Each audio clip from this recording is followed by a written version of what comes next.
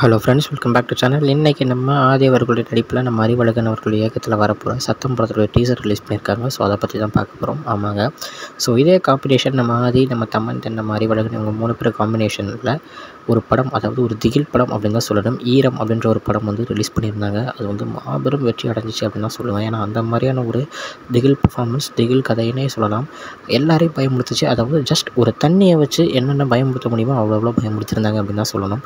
So அதே மாதிரி இப்போது அதே ஒரு காம்பினேஷன் வச்சு இதில் கொஞ்சம் எக்ஸ்ட்ராவாக நம்ம சிம்ரன் மேம், தென் நம்ம லக்ஷ்மி மேனன் மேம் இவங்க 2 பேரும் ஆட் ஆகிருக்காங்க. இது மட்டும் இல்லாமல் காமெடியில் பார்த்திங்கன்னா ரெடின் கிங்ஸ்னு இந்த மாதிரி நிறைய பேர் வந்திருக்காங்க.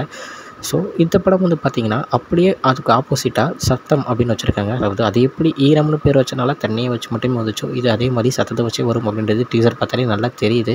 ஸோ டீசர் முழுக்கவும் மாசாக செம்மையாக பயமாகவே கொண்டு போயிருக்காங்க. ஸோ யூஸ்வலாக ஒரு படம் பார்த்திங்கனாலே நல்லா பயமாக சூப்பராக நல்லா ட்விஸ்ட்டோட டர்ன்ஸோடு தான் கொண்டு போவார். ஸோ இதுவும் அதே மாதிரி தான் கொண்டு போகிறாங்க. இதுலேயும் நம்ம ஆதி அவர்களுடைய பர்ஃபார்மன்ஸ் வேறு மாதிரி இருக்கும் அப்படின்றது டீசர் பார்த்தாலே நல்லா தெரியுது.